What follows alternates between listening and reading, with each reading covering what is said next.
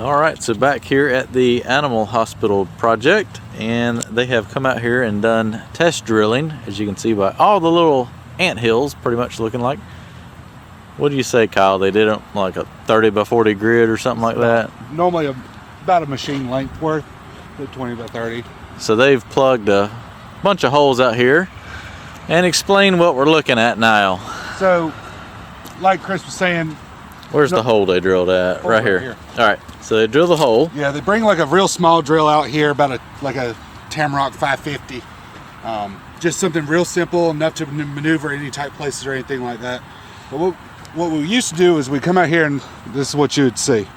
The driller's going to drill a total cut of 21 and he started finding rock at 15. R15, cut of 21. Real simple.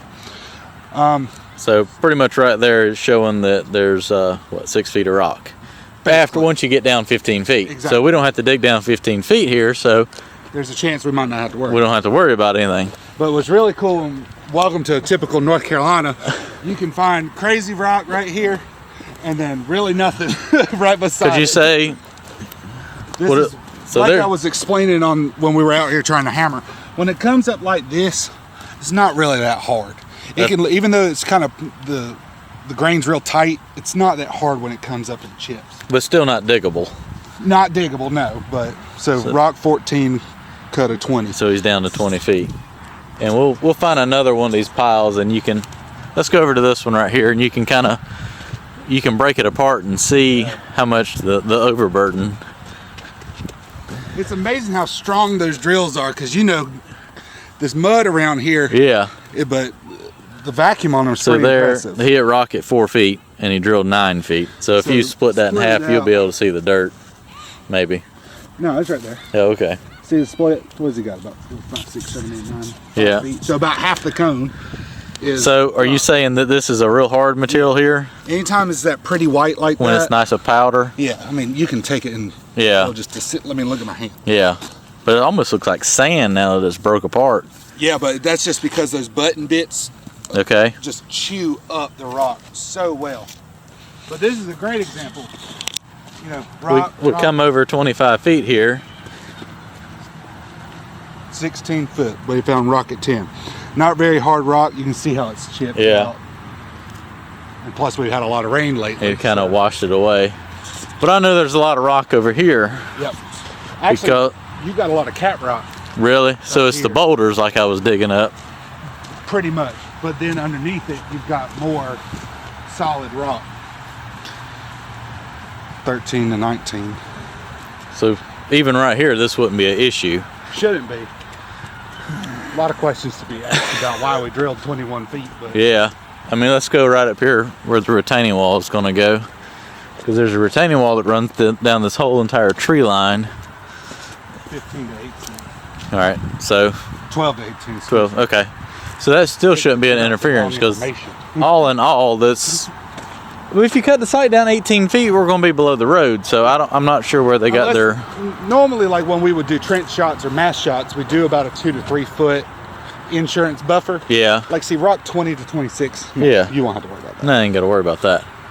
But like you see, you got your boulders down here, so there could be a random boulder in between all these drill holes. No rock, 25 foot.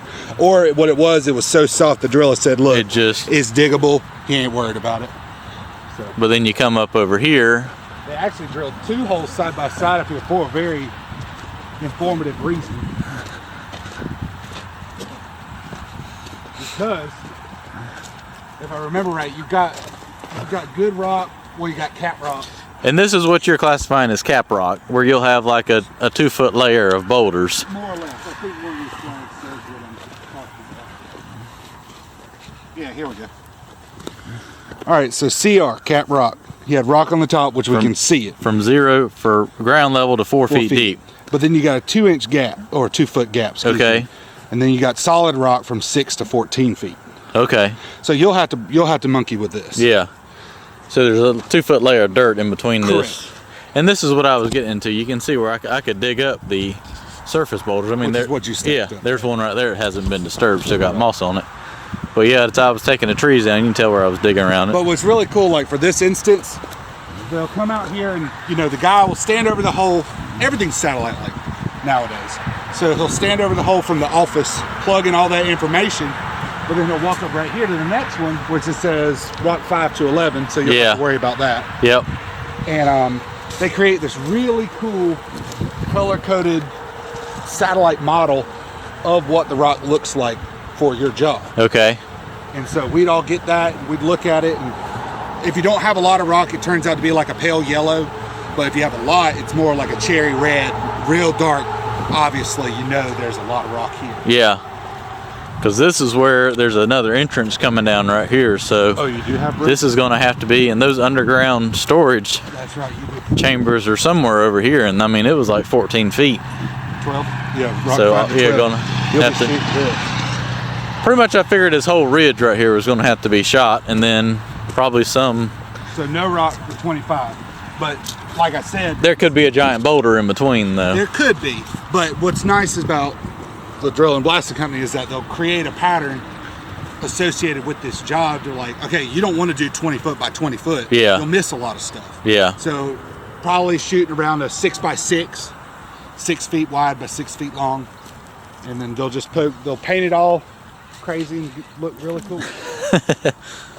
Oh, it's gonna look, there's gonna be paint everywhere. Everywhere.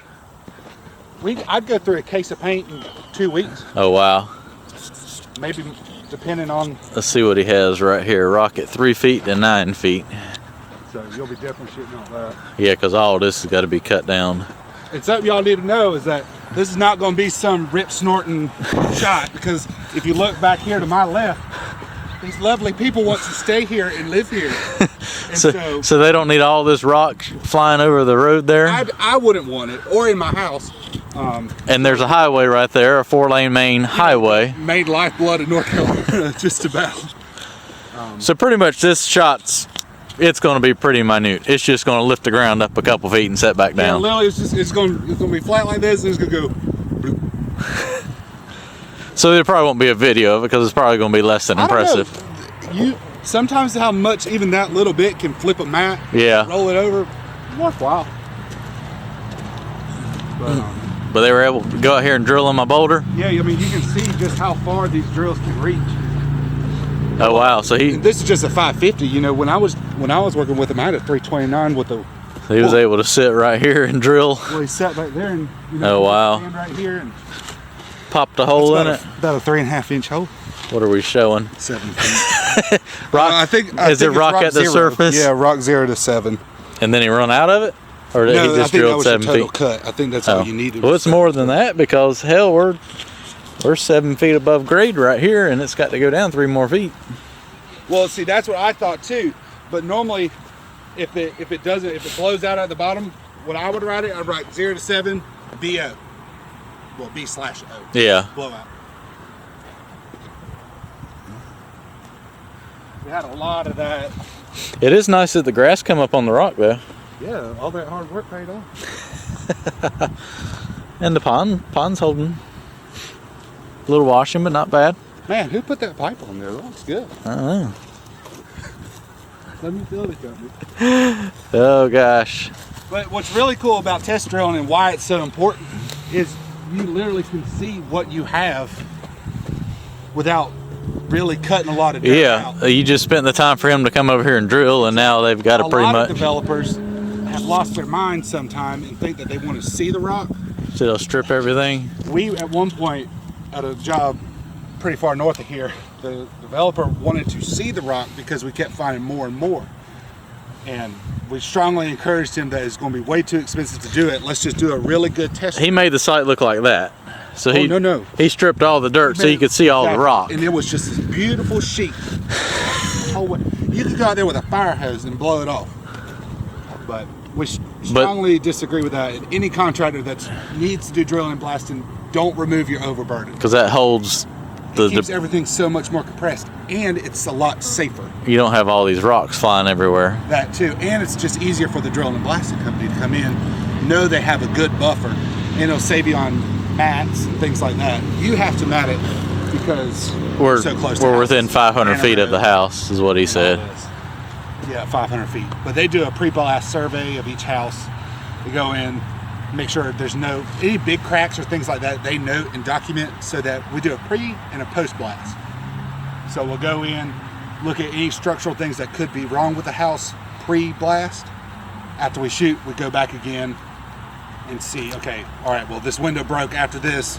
That way you can't have Kelly from down the street come up here and be like, hey, you broke my window out. You know, actually, lightning and thunder, the sound waves that produce our thunder are more aggressive than the blasting that we produce.